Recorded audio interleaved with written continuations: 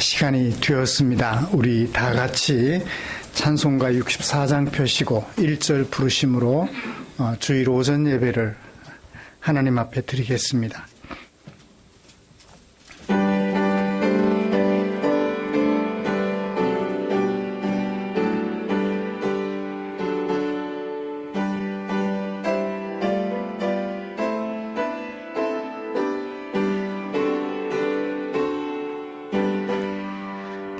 기뻐하며 경배하세 영광의 주 하나님 주 앞에서 우리 마음 피어나는 꽃 같아 신과 슬픔 사라지고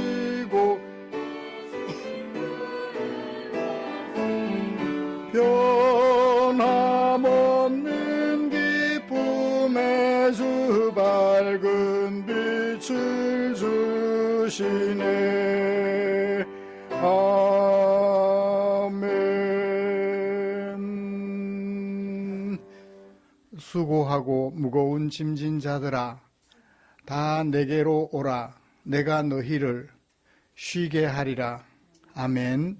전능하사 천지를 만드신 하나님 아버지를 내가 믿사오며 그 외아들 우리 주 예수 그리스도를 믿사오니 이는 성령으로 잉태하사 동정녀 마리아에게 나시고 본디오 빌라도에게 고난을 받으사 십자가에 못 박혀 죽으시고 장사한 지 사흘 만에 죽은 자 가운데서 다시 살아나시며 하늘에 오르사 전능하신 하나님 우편에 앉아 계시다가 산자와 죽은 자를 심판하러 오시리라.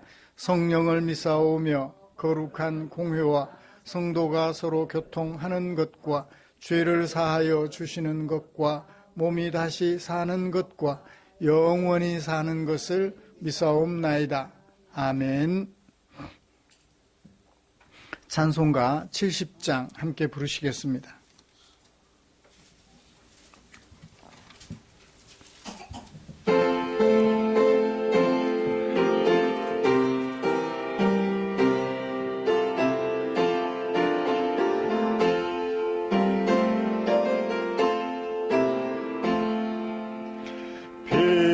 피난처에 있으니 환난을 당한 자 이리 오라.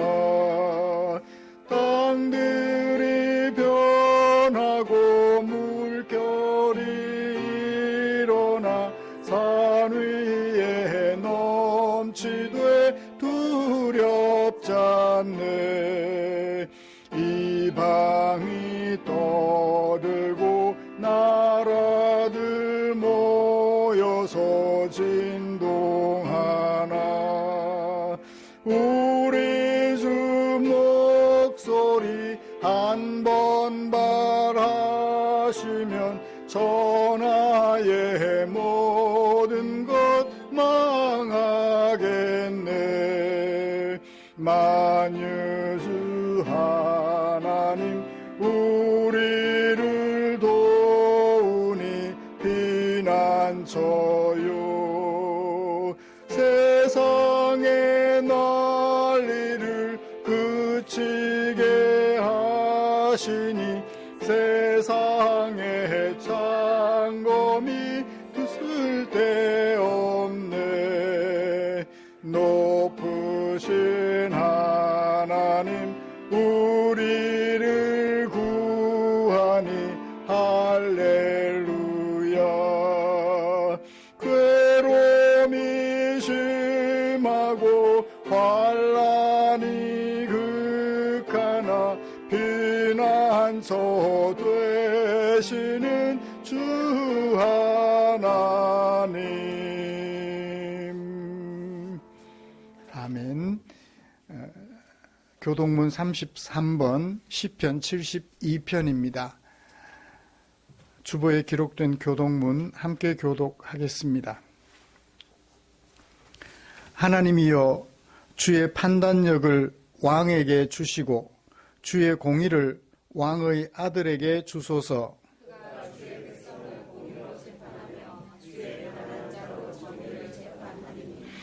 의로 말미암아 산들이 백성에게 평강을 주며 작은 산들도 그리 하리로다.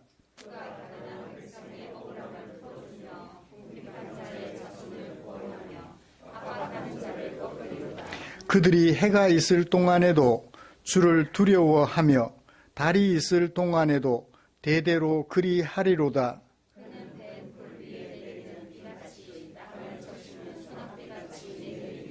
그의 날에 의인이 흥왕하여 평강의 풍성함이 달이 다 할 때까지 이르리로다.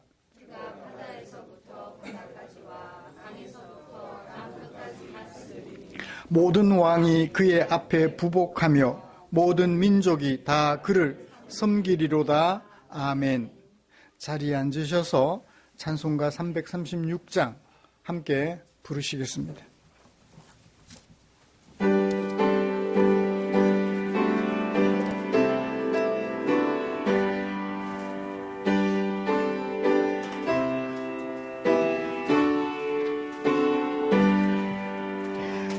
환난과 핍박 중에도 성도는 신앙 지켰네. 이 신앙 생각할 때에 기쁨이 충만하도다. 성도의 신앙 따라서 죽도록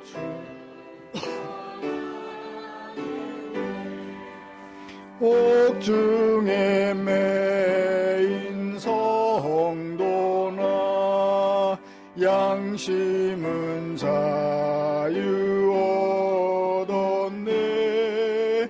우리도 고난 받으면 죽어도 영광 되도다. 성도의 신앙 따라서 죽도록 충성하겠네. 성도의 신앙 본받아 원수도 사랑하겠네. 인자한 언어 행실로 이 신앙 전파하리라. 낭 따라서 죽도록 충성하겠네.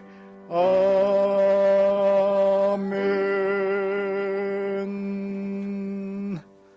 이 시간에는 안혜광 집사님 나오셔서 우리를 대표하여 기도해 주시겠습니다. 기도드리겠습니다. 사랑과 은혜로 이 죄 많은 저희를 구원하셔서 이렇게 하나님 아버지를 찬양하게 하시고 예배드리게 하시니 참으로 감사드립니다. 그 은혜가 얼마나 큰지 가늠할 수도 없고 바다보다도 하늘보다도 더 그 큰 사랑을 날마다 받고 있는 저인데 어찌하여 감사보다 불평과 불만이 더 많은지 주여 저를 회개하며 돌아봅니다. 내 삶에서 내 힘으로 얻은 것보다 하나님이 주신 것이 너무나도 많은데 그 주신 것을 보지 못하고 남들보다 못 가진 것들을 더 신경 쓰는 제 자신을 돌아봅니다. 물질로 나를 지킬 수 있다고 지위로 권력으로 내가 있는 자리로 나를 지킬 수 있다고 착각하는 인간의 어리석음을 주여 주께서 아쉬우니 성경의 말씀으로 채찍질하셔서 저희들이 되돌아볼 수 있도록 하여 주시옵소서. 간절히 바라옵기는 이 어려운 시국과 어려운 환경 속에서도 저희들이 믿음을 잃지 않고 굳건히 나가기를 간절히 원합니다. 거짓 선지자들이 판을 치고 거짓으로 얼룩진 이 세상 속에서 살아가는 것이 너무나 힘듭니다. 전쟁과 기후변화와 또 주변의 많은 어려움들과 가정 내의 고민과 또 육의 고통으로 인하여 주여 흔들릴 때가 참으로 많습니다. 그럴 때마다 기도하게 하시고 찬양하게 하시고 예배하게 해 주시옵소서.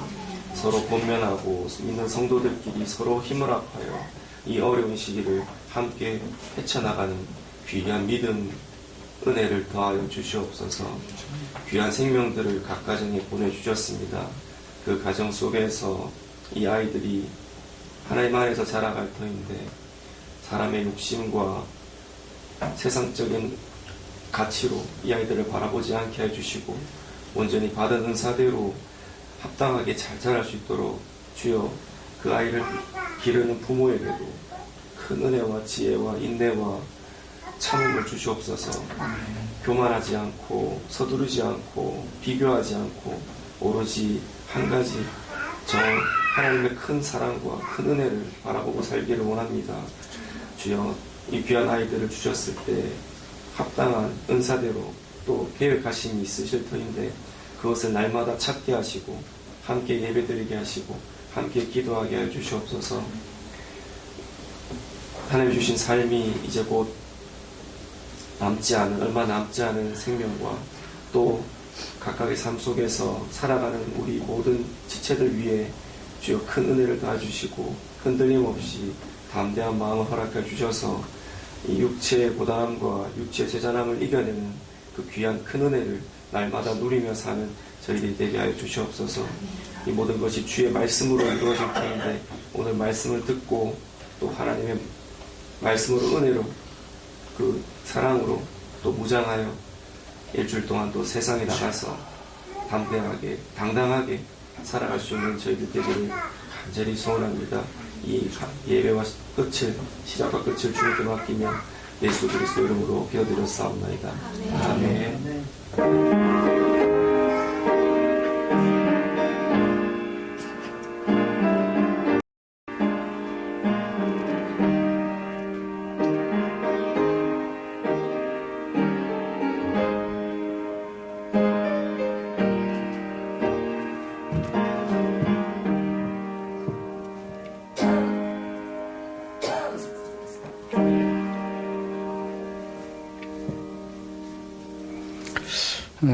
오늘 함께 묵상하고 싶은 하나님의 말씀은 사도행전 5장 17절부터 32절까지입니다.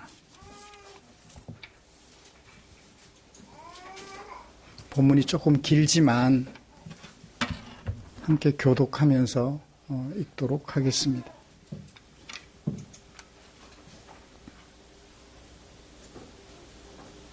찾으신 줄 알고 제가 17절을 읽습니다. 대제사장과 그와 함께 있는 사람, 즉 사두개인의 당파가 다 마음의 시기가 가득하여 일어나서 주의 사자가 밤에 옥 문을 열고 끌어내어 이르되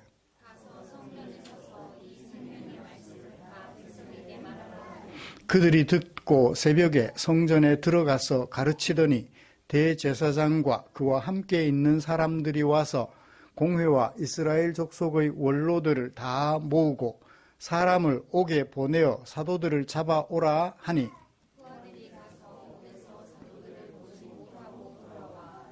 이르되 우리가 보니 옥은 든든하게 잠기고 지키는 사람들이 문에 서 있으되 문을 열고 본즉 그 안에는 한 사람도 없더이다 하니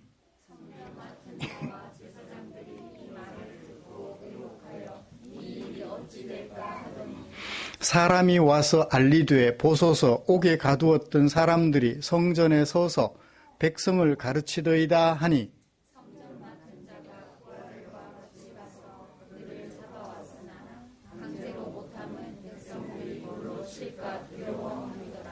그들을 끌어다가 공회 앞에 세우니 대제사장이 물어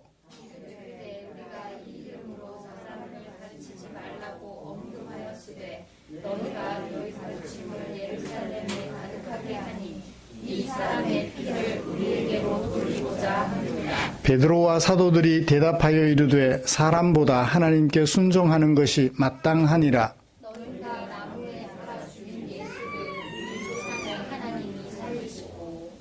이스라엘에게 회개함과 죄 사함을 주시려고 그를 오른손으로 높이사 임금과 구주로 삼으셨느니라.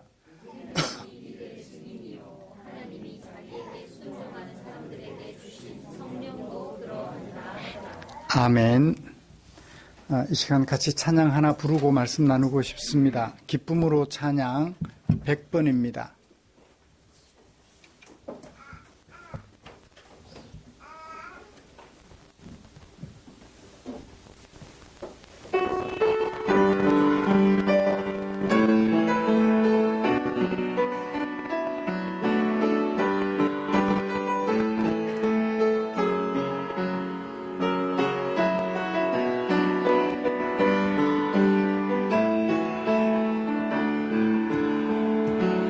오직 주의 사랑에 매여 내 영 기뻐 노래합니다.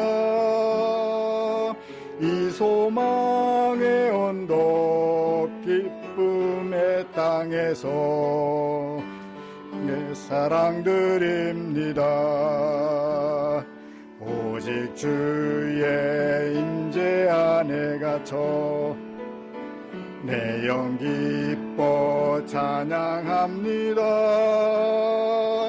이 소명의 언덕 거룩한 땅에서 주께 경배드립니다.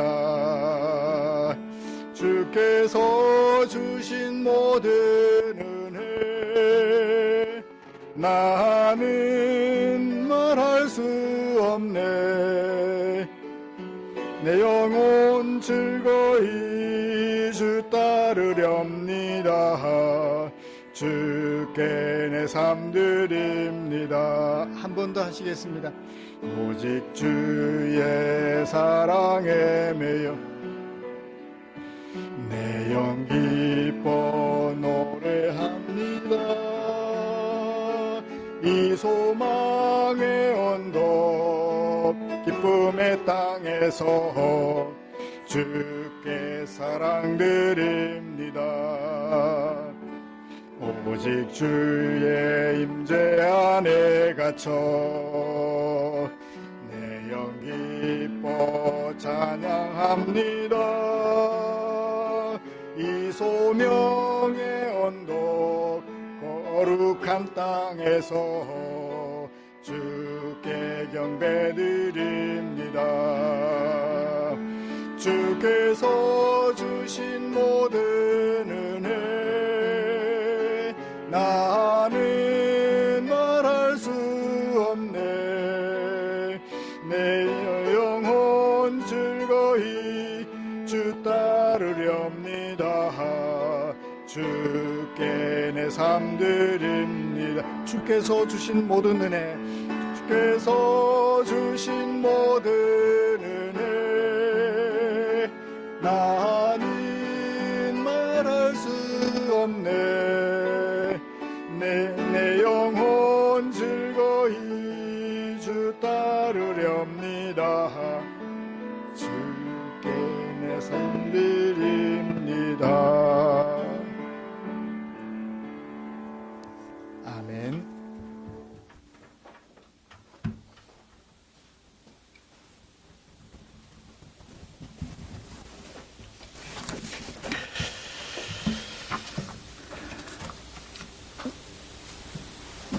우리는 지난주에 성령으로 충만하게 된 사도들과 교회가 표적과 기사를 행함으로 백성들로부터 칭송을 받기에 이르렀다는 사실을 살펴보았습니다. 성령으로 충만하게 되면 교회가 말씀과 표적 있는 기사를 행함으로 세상을 고엘 공동체로 변모시켜 간다 하는 것을 살펴보았죠. 성령으로 충만하게 되기 전에는 이런 일에 관심조차 없었습니다. 그러므로 세상은 그런 교회를 칭송하지 않을 수 없었지요. 여러분, 우리는 지난 한 주간 동안 말씀을 증거하고 표적 있는 기사들을 행하시며 생활하셨을 것이라고 믿습니다.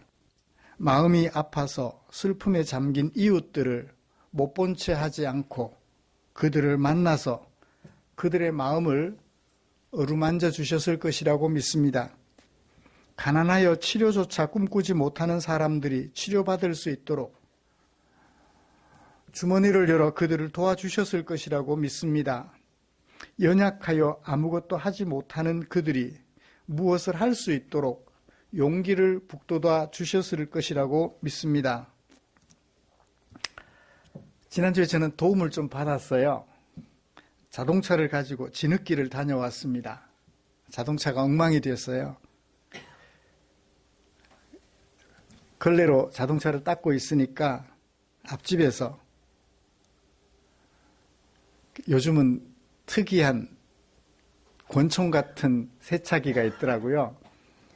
전기를 배터리로 움직여서 물살을 세게 해주므로 흙탕물을 이렇게 쉽게 씻겨나게 해주는 그것을 이렇게 수도꼭지에 꼽으시더니 담을 넘겨주셨어요.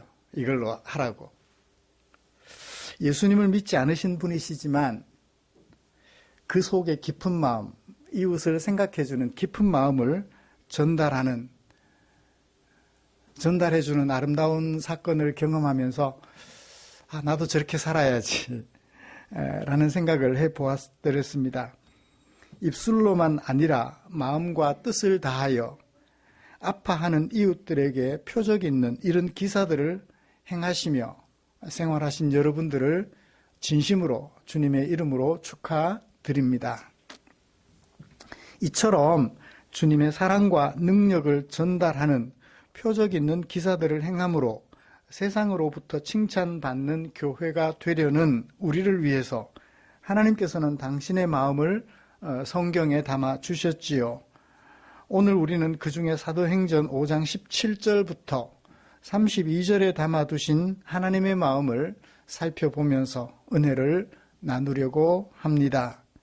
먼저 우리가 함께 교독한 본문이 어떤 내용을 어떤 구조에 담아서 소개하고 있는지 정리를 좀 해보십시다. 사도행전은 어떤 책일까요? 이것부터 얘기를 좀 하고 넘어갑시다. 우리 올해 교회 표어가 하나님을 알고 예수님을 알고 성령님을 아는 교회 공동체.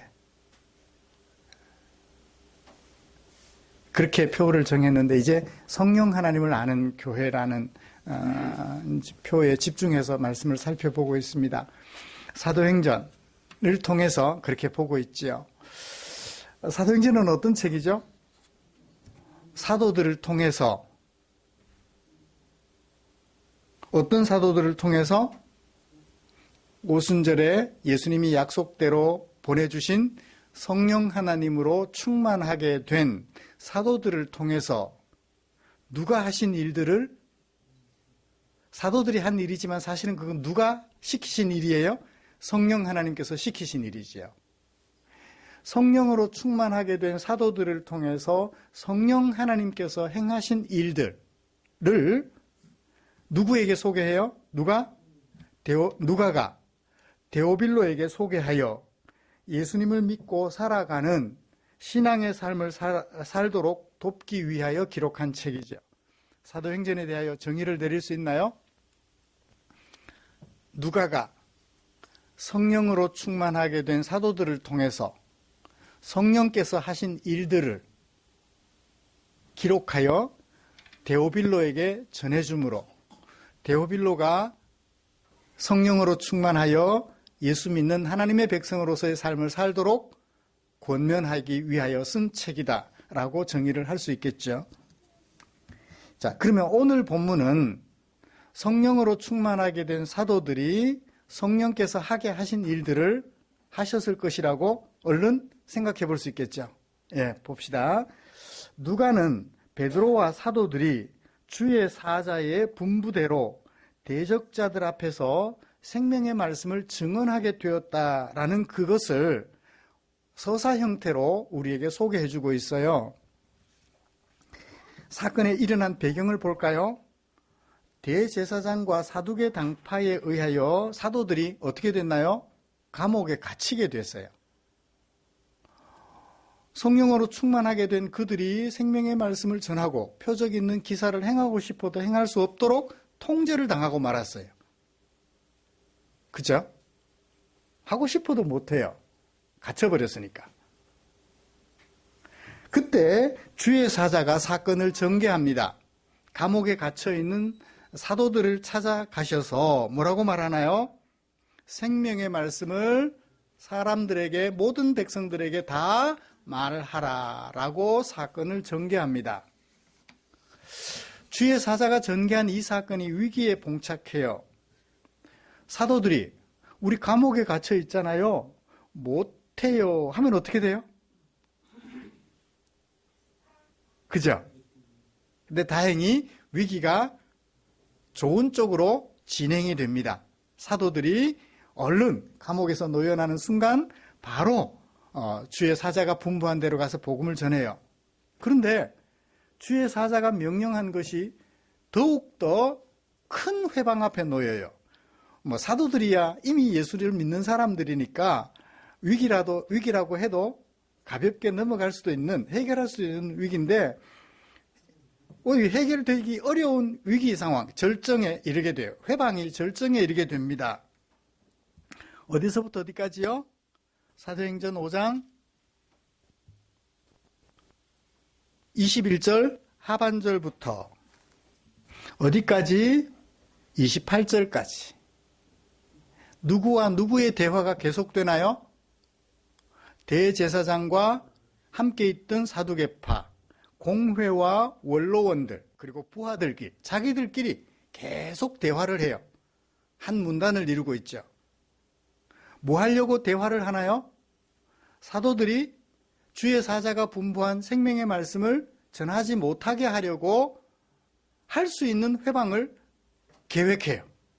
어떻게 하면 못하게 할까? 그것을 계획하고 의논하죠. 결말은 어떻게 되나요?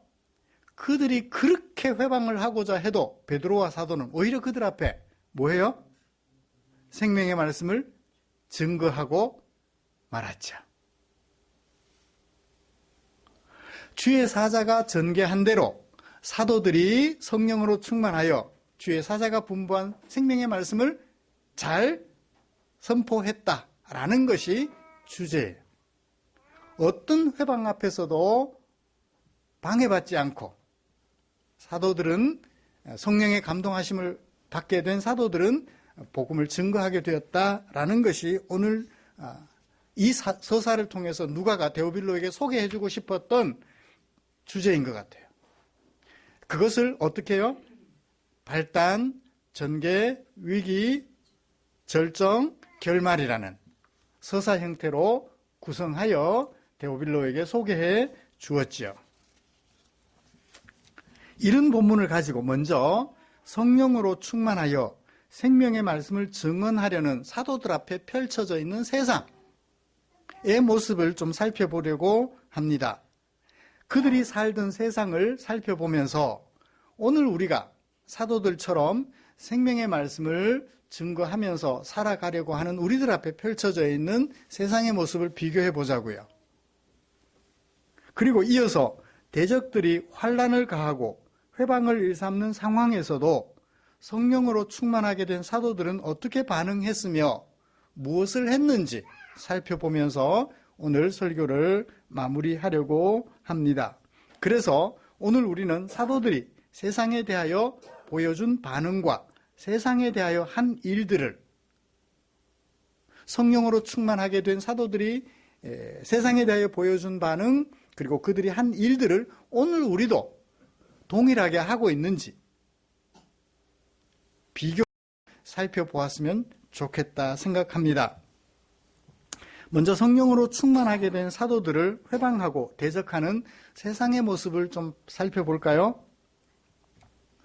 사도들을 붙잡아서 감옥에 가둔 대제사장과 사두개인의 당파들을 소개하면서 그 이유를 17절에서 소개해요. 그죠? 시기했다. 시기한 그들은 어떤 사람들인가요? 먼저 어떤 사람들인지 살펴봅시다. 사도들을 성령으로 충만하여 생명의 말씀을 전하려는 사람들, 표적 있는 기사를 행하려는 사도들을 억압하고 통제하는 그들이 누군지 살펴보자고요. 17절에서는 어떤 사람들로 소개했나요? 대제사장, 단수예요. 그 해의 대제사장은 한 사람이에요. 대제사장들이 많은데 그 해의 책임 대제사장은 한 사람이에요. 대제사장과 그리고 대제사장과 함께 있던 사두개인의 당파, 이 사람들은 부활을 부인하는 사람들이에요. 부활을 부인하는 사람들이에요. 종교인들이죠. 21절에 보실까요? 공회와 이스라엘 족속의 원로들이 등장합니다. 22절에 보면 공회와 이스라엘 족속의 원로들의 지휘를 받는 부하들, 관료들이라고 그래요. 관료들이죠. 조직의 관료들, 정부 관료들입니다. 그 다음에 24절, 성전 맡은 자와 제사장들, 그렇게 소개를 하고 있어요. 그러면 대제사장과 제사장들, 이제 종류별로 분류를 좀 해보죠. 대제사장과 제사장들, 성전 맡은 자들, 그리고 대제사장과 함께 있는 사두개인의 당파, 이들은 어떤 사람들일까요? 특징이 이스라엘 백성들에게 있는 종교가 뭐죠? 유대교예요. 유대교와 관련이 있는, 그러니까 종교와 관련이 있는 사람들이에요. 서아시아에 있는 아라비아의 국가들의 종교는 뭐죠? 이슬람이에요. 그래서 이슬람 공화국이라고 그래요. 이슬람 공화국은 국가의 법이 이슬람 법, 이슬람 경전에 영향을 받아요. 네. 마찬가지로 유대교는 여호와의 율법에 영향을 받아서 법을 제정하고 해나가는데 이들이 누구와 함께 있어요? 부활을 부인하는 사람들과 함께 있어요. 종교인들이에요. 그 다음에 공회와 이스라엘 족속의 원로들이라고 소개하고 있는데요. 이 공회라는 말은 그 이름이 헬라어 그대로 읽으면 수네드리온이에요. 수네드리온. 그러니까 우리 개역 개정에 번역된 대로 하면 산헤드린 공회라는 말을 들어보셨죠? 산헤드린. 헬라어 그대로 읽으면 수네드리온이에요.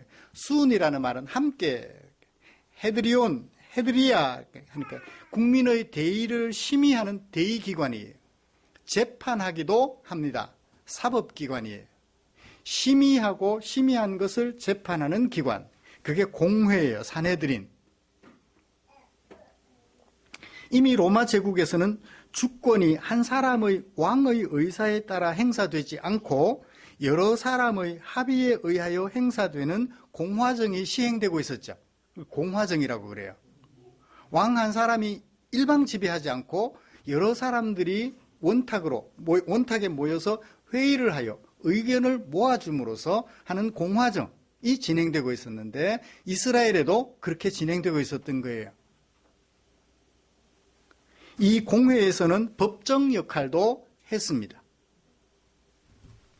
그 다음 원로라는 게 있어요. 원로원이라고도 하죠. 이것은 게루시아라고 하는데요. 장로들의 회의라는 의미입니다. 여기는 입법기관이에요. 산헤드린 공회가 사법기관이라면 원로는 입법기관들이에요.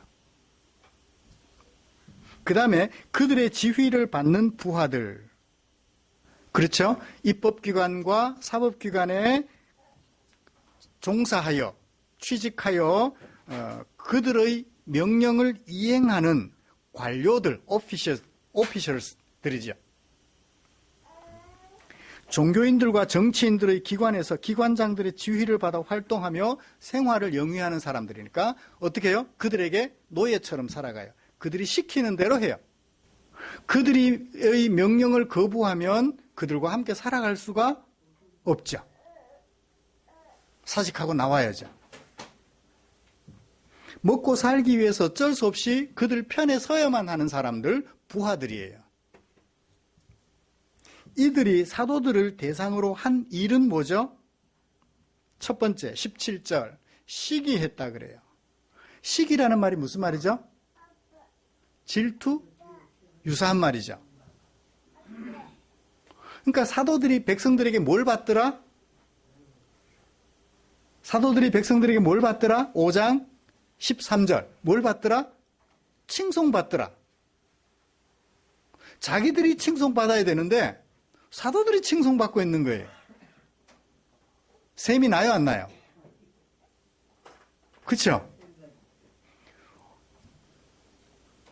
백성들이 하나님을 가까이 하도록 도와주는 존재들이 자신들인데 자신들이 백성들에게 칭송받지 않고 자신들의 대적편에 서 있는 사도들이 칭송을 받으니까 질투가 생기는 거예요. 오늘 아침에도 제 마음속에 약간 질투가 생겼어요. 이 손자들이 오더니 할머니만 찾아요. 나는 뭐지? 그냥 해보는 소리예요. 뭐 할머니 찾는 게 할아버지 찾는 거죠. 그죠? 아닌가? 맞아요? 그러니까 제가 지금 얘기한 질투는 약간 장난기 섞인 질투예요. 그죠? 하나가 낯이 선지 한참을 쳐다보면서 모른 척 하더니 웃고 제가 평소에 이제 그 영상통화를 할 때 했던 표현들을 하니까 조금 친해졌는지 조금 이제 뭔가 생각하는 게 있었는지 와서 이렇게 안겨주고 이렇게 들여다보면서 까꿍도 해주고 그러더라고요.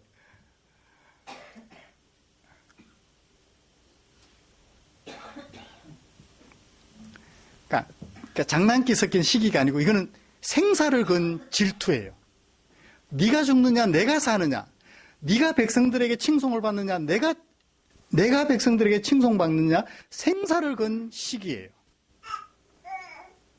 철천지 원수가 될 수 있어요. 그래서 어떻게 하나요? 17절 하반절, 일어나서 잡아다가 옥에 가둡니다. 그런데 강제로는 처벌을 못해요. 왜?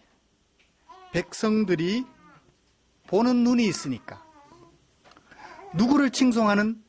사도들을 칭송하는 백성들의 눈이 무서워서 감히 강제로는 못하고 뭐대로 해요? 법대로 하려고 해요. 자신들에게 유리한 법을 만들어 놓고 그 법대로 처벌하려고 해요. 처벌이 아니라 제거하려고 해요. 아예 뿌리를 뽑아 버리려고 해요. 3차로 어떻게 하나요? 구체적으로 이제 백성들이 두려워서 강제로 못하니까 신문을 해요. 신문은 뭐에 근거하나요? 법에 근거해요. 이러이러한 법 몇 조 몇 항에 네가 위배된다 하여 신문을 합니다. 예수 죽인 죄를 자신들에게 뒤집어 씌우려고 한다. 이게 뭐예요? 위증이죠. 위증인 동시에 뭔가요? 그들의 명예를 훼손하는 거예요. 지난주 설교를 마치고 나서 이제 유튜브에 올려야 되는데 저를 아는 어떤 사람들이 이대로 나가서 그렇게 되면 명예훼손으로 고소를 당할 수 있습니다. 그 부분은 편집을 해서 올리는 게 어떨까요? 그래서 편집해서 올렸어요. 여러분들에게, 여러 사람들에게 문의를 했는데 명예훼손이 맞다고 그래요. 교회 안에서는 괜찮은데 교회 밖에서는 밖에 노출이 되면 명예훼손이 될 수 있다고 그래서 편집을 해서 올렸어요. 그러니까 우리가 누구로부터 어떻게 칭찬을 받아야 돼요? 백성들로부터 칭찬을 받는데 그 칭찬을 돈으로 매수해야 되나요? 정말 아름다운 삶으로 칭송을 받아야 되나요? 그죠? 그 얘기인데 조금 이렇게 현실적인 얘기들을 했기 때문에 관련되는 사람들이 명예훼손으로 고소를 하면 목사님 재판을 받아야 돼요. 그래. 그래서 편집해서 올렸어요. 괜찮아요. 그 사람들은 몰라요.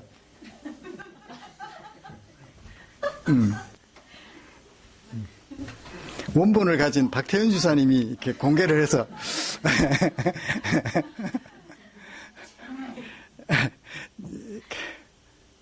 정신이 차려졌나요? 다시 본문으로 돌아가죠. 우리끼리는 괜찮죠? 저를 고소하시면 어쩔 수 없고 제 본심은 그거니까. 우리가 사람들로부터 칭찬을 받는데 어떻게 받아야 된다? 진심 어린 사랑으로 칭송을 받아야지 물건을 주고 뭘 주고 매수해서 칭송받아서는 안 된다는 거예요. 이게 지금까지 이제 사도들을 핍박하던 세상의 모습이에요. 오늘 우리 시대로 돌아와 보죠. 오늘 우리 교회는 세상으로부터 이런 시기를 당하고 있나요? 앞만 살펴봐도 세상이 우리 교회를 시기하고 있지는 않은 것 같아요.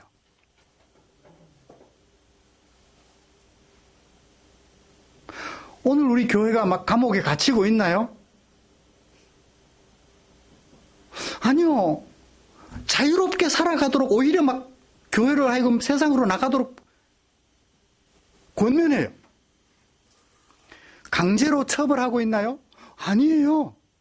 전혀 처벌하지 않아요. 오히려 조성해요. 하라고. 그대로 하라고. 오히려 세상은 교회를 향하여 박수를 치고 있는 것 같아요. 교회는 오히려 세상으로부터 칭찬을 받고 있기는 해요. 왜요? 성령으로 충만하여 제 역할을 해야 할 교회가 성령을 무시하고 제 역할을 하지 않고 있기 때문에 세상이 오히려 박수를 쳐요. 교회를 향하여.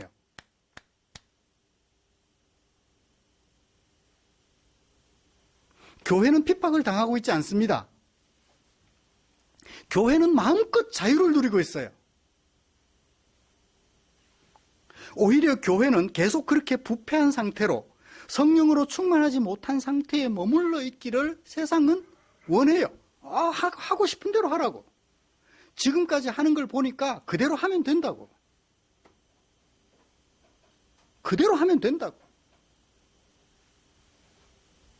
정치인들은 그런 교회를 이용하고 있어요. 세상은 교회를 칭찬하는 것 같지만 조롱하고 있어요.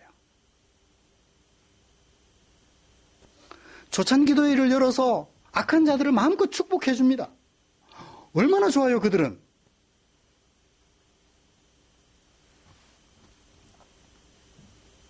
종교 지도자들은 이렇게 부패한 교회의 머리가 되어서 마음껏 풍요를 누리고 있습니다.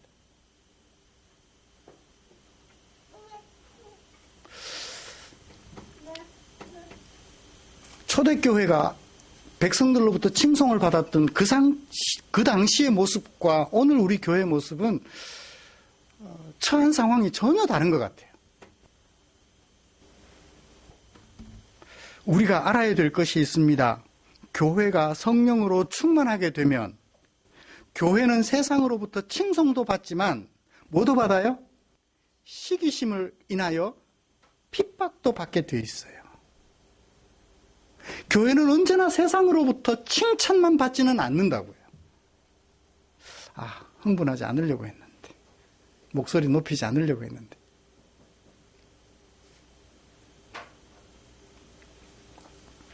교회가 성령으로 충만하게 되면요, 세상은 교회를 칭송하기도 하지만 시기하여 핍박하기도 해요. 오늘 우리 교회는 그런 면에서 칭찬을 받고 있다면 어떤 종류의 칭찬인가? 조롱 섞인 칭찬인가? 진심 어린 칭찬인가? 마음속에 새겨볼 필요가 있을 것 같습니다. 왜 그런가요? 교회가, 성령으로 충만한 교회가 그들의 치부를 드러내며 그들의 불의를 질타하며 그들에게 회개를 촉구하고 있기 때문에 칭송과 더불어 핍박도 받게 돼 있다고요. 환난을 가하는 세상에서 성령으로 충만하게 된 사도들이 보여준 반응과 그들이 한 일을 이제 살펴보면서 오늘 설교를 마감해 봅시다. 사도들이 환난을 가하는 세상에 보인 반응 뭐죠? 주의 사자가 옥문을 열어주었어요. 끌어냈어요. 그들은 어떻게 했나요? 21절 성전에 들어갔어요. 언제? 새벽에. 언제 감옥에 갇혔나요? 밤에 새벽에 갇혔어요. 어디 있나요? 19절 밤에 주의 사자가 옥문을 열었다 했죠. 그러니까 밤에 사도들이 갇혀 있었어요. 밤에 사도들이 갇혀 있었는데 주의 사자가 옥문을 열어주자마자 앞이 보일 즈음 새벽에 달려갔다 그래요. 감옥에 가둔 사람들이 무서워요, 안 무서워요? 그러면 어떻게 해야 돼요? 좀 가야 되나 말아야 되나 조금 생각해보고 저녁 때쯤 가도 되잖아요. 근데 언제? 새벽에. 이 새벽에라는 단어가 어떤 의미를 가질까요? 시간상 새벽을 말할까요? 아니면 듣자마자, 풀려나자마자를 말하기 위하여 새벽에라는 단어를 썼을까요? 문자적으로는 새벽이 맞아요. 근데 그것이 전달해주는 의미가 있을 것 같아요. 득달같이 그 명령을 받자마자 주저하지 않고 거침없이 새벽에라는 부사가 담고 있는 의미인 것 같아요. 주저함이 없이 거리낌 없이 주의 명령에 순종하여 달려갔다. 그 다음에 어디 섰나요? 어디 섰어요? 57절 그들은 실컷 의논한 그들은 제자들을 끌어다가 어디 세웠어요? 공회 앞에 세웠어요. 원로 앞에 세운 것이 아니고 공회 앞에 세웠어요. 자, 공회가 어떤 곳이라고 했죠?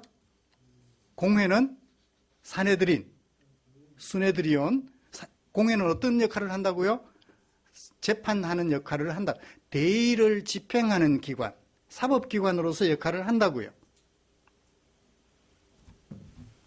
경찰서를 여러분 지나가기만 해도 약간 어때요? 여러분들은 안 그러세요? 경찰서를 지나가기만 해도 약간 좀 긴장해요. 신호등 앞에 저기 경찰이 서 있기만 해도 신호위반 안 하는데도 왠지 뭐 좀 벨트도 그죠? 확인하게 돼요. 재판정에 서 보면 어떨까요? 구속영장 재판을 받을 때 어디서 대기해요? 구치소에서 대기해요. 구속영장 집행할 것인지 취할 것인지 신문을 받고 구치소에서 대기할 동안 그 마음 어떨까요?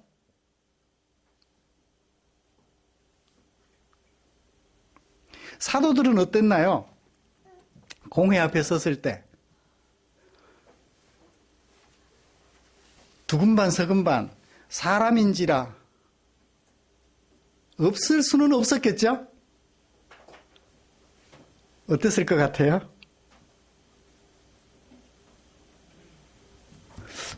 어땠을 것 같아요?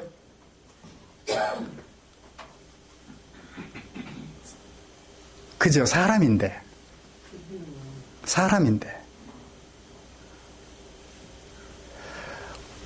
만약 불의하게 재판을 하고 우리를 예수님 십자가에 못 박아 죽이는 것처럼 우리를 죽이면 어떡하지? 두려움이 없지는 않았을 것 같아요. 근데 그 두려움을 극복해요. 그 두려움을 극복해요.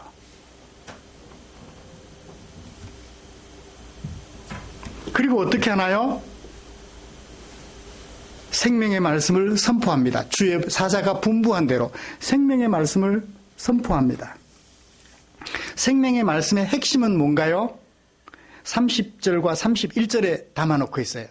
그러니까 29절은 순종하는 것이, 우리가 하나님께 순종하는 것이 마땅하다. 그 다음에 저기 32절에 가면 우리는 이 일의 증인이고 성령도 증인이다. 진짜 생명의 말씀은 어디에 담겨져 있어요? 대제사장들 앞에, 공회 앞에서 선포한 생명의 말씀은 30절과 31절에 담겨져 있어요. 30절과 31절에서 핵심은 뭐죠? 핵심은 뭐죠? 가운데 있어요. 이스라엘에게 회개함과 죄사함을 주시려고, 목적 부사절이에요. 이스라엘에게, 우리에게 회개함과 죄사함을 주시려고. 강조할 때는 조금 올려도 되잖아, 그죠? 목소리 톤. 이스라엘에게 회개함과 죄사함을 주시려고.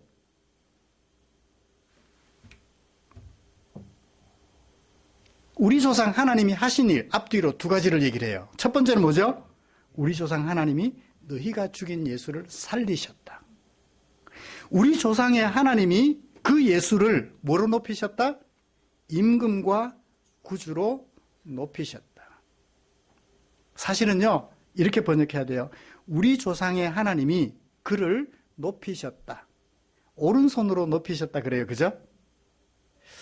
이렇게 조금 의미상 얘기하면 오른편에 오른손으로 하는 것보다 오른편에가 더 의미가 있어요. 세베대의 아들들의 어머니가 예수님께 요청해요. 주께서 하나님 나라에 이르시면 내 아들 둘 중에 하나는 오른편에, 하나는 왼편에. 하여튼 왼편, 오른편은, 하나님의 오른편, 왼편은 높이는 거예요. 그죠? 그러니까 오른편, 왼편. 오른손이 아니고 오른편, 왼편이라는 것은 높이는 것을 말하는 용도로 사용되었어요. 예수님께서 하나님에 의하여 부활되신 예수님이 하나님의 보좌 어디에 앉히셨다? 오른편에 앉히셨다. 그 오른쪽이라는 표현은 높여짐을 당하는 수사적 표현이에요. 이거를 뭐라고 그러죠? 격은 수거라고 말을 하나요? 그냥 그렇게 말하면 그런 뜻이다 라고 쉽게 이해가 되는, 오른편에 앉혔다. 박태현 집사님 제 오른편에 그러면 이제 왼편에 앉은 사람은 약간 기분 나쁘죠? 오른편이 조금 더 세니까. 그러니까 오른편에 앉혔다.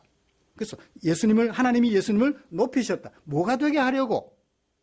임금과 구주가 되게 하려고 목적이에요.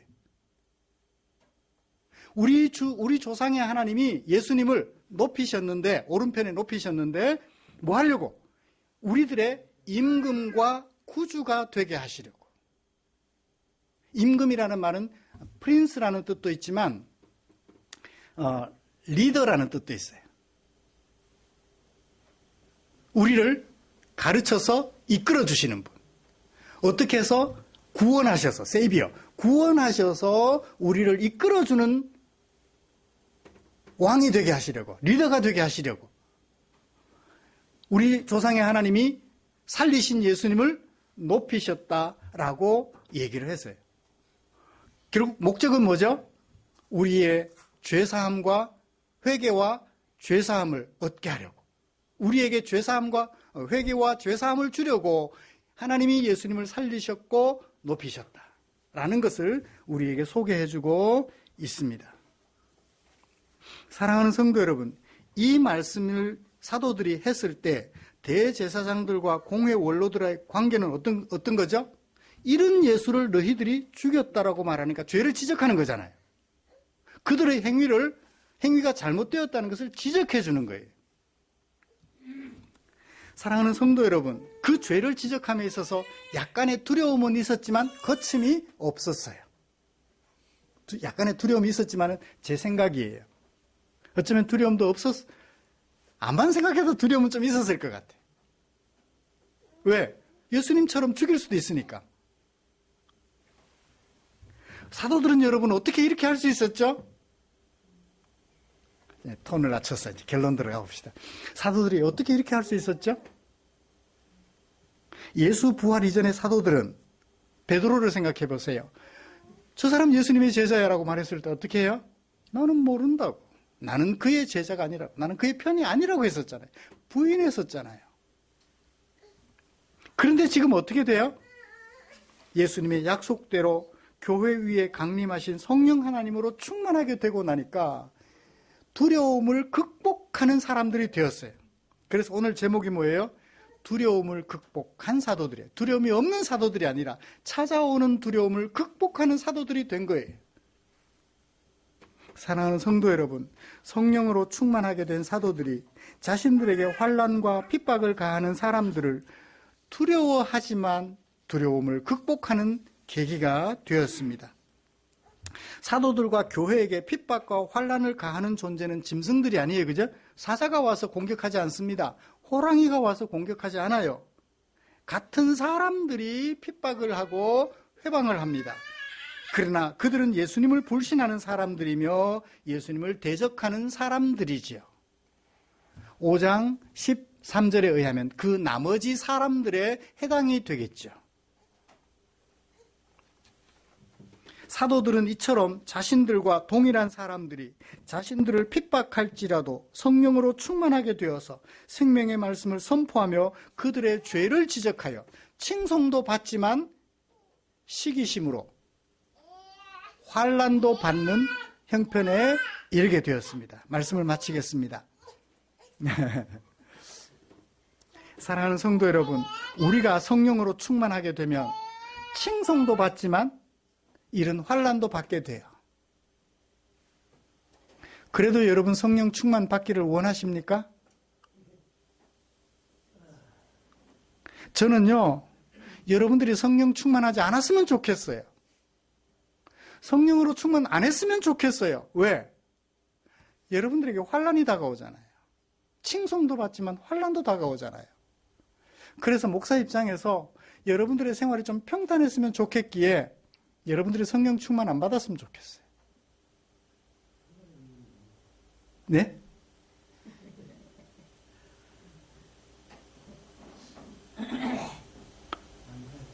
여러분들이 성령 충만 안 받았으면 좋겠어요.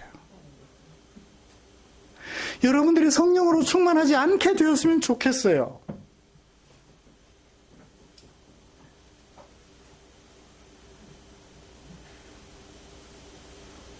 왜냐하면 여러분들이 감옥에 갇히면 제 마음이 아프잖아요. 여러분들이 사람들에게 핍박을 받으면 제 마음이 아프잖아요. 목사로서. 그래서 여러분들이 성령 충만 안 받았으면 좋겠어요.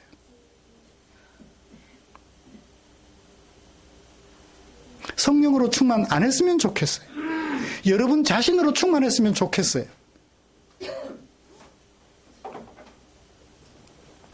대신에 그러면 뭐를 받을까요?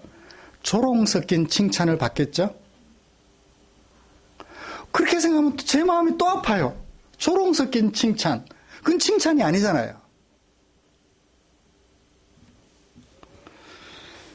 간절하게 소원합니다. 사는 날 동안 생명의 말씀을 거침없이 선포하는 성령으로 충만한 성도들 되시기를 주님의 이름으로 축복합니다. 그렇게 되지 못할 때 우리 서로 격려하면서 서로 손잡고 기도해주면서 우리 힘들지만 그렇게 살아갑시다 라고 격려하는 아름다운 고열 공동체가 되기를 주님의 이름으로 축복합니다. 기도하겠습니다.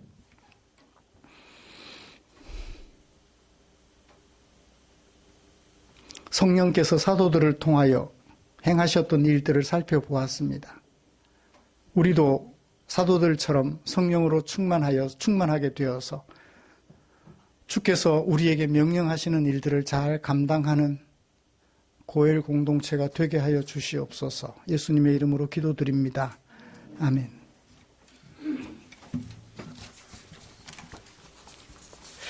찬송가 634장 부르시면서 준비한 헌금 드리겠습니다.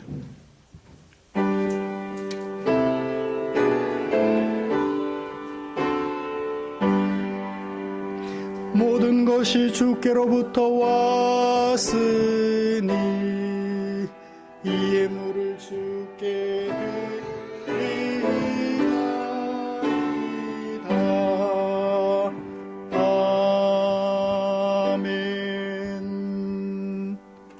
헌금 위해서 기도드리겠습니다. 우리를 향한 당신의 사랑, 우리를 회개함과 죄사함에 이르게 하시려고 온갖 모멸과 멸시를 다 감당하신 우리 구주 예수님, 그런 예수님을 보내신 하나님의 사랑 마음에 겨워 내게 사용하라고 맡겨주신 물질 가운데 얼마를 아버지의 뜻을 좇아 너를 위하여 사용되기 원하는 마음에 구별하여 두었다가 교회에 헌금으로 드렸습니다. 마음과 뜻과 정성을 다하여 하나님을 예배하고 하나님을 경외하는 아름다운 성도들의 마음 주께서 받으시고 축복해 주시옵소서. 이 물질 축사해 주시기를 원합니다. 그래서 성도들이 의도한 대로 생명을 살리는 아름다운 일에 쓰고 남음이 있도록 주님 축사해 주시옵소서. 예수님의 이름으로 기도드립니다. 아멘.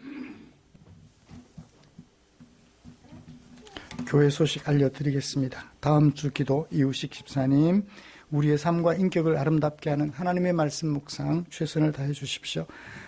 화요일부터 9일, 내일 공휴일 지나고 10일 날 오천제일교회에서 정기노회로 모입니다. 은혜 중에 좋은 회의가 되도록 위해서 기도해 주시면 고맙겠습니다. 그리고 다음 주 22일 주일입니다. 후반기 성찬식 거행합니다. 미리미리 마음으로 생각하시고 준비하셔서 할 수 있으면 다 참석하셔서 주님의 은혜를 함께 나누는 복된 시간 되기를 원합니다. 곁에 계시는 분들과 인사 나누시죠.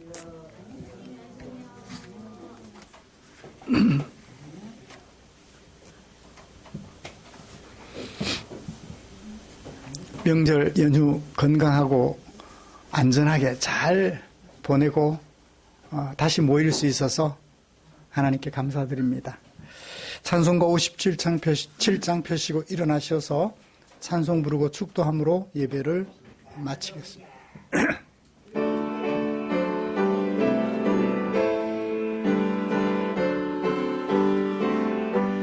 오늘 주신 말씀에 세상으로 나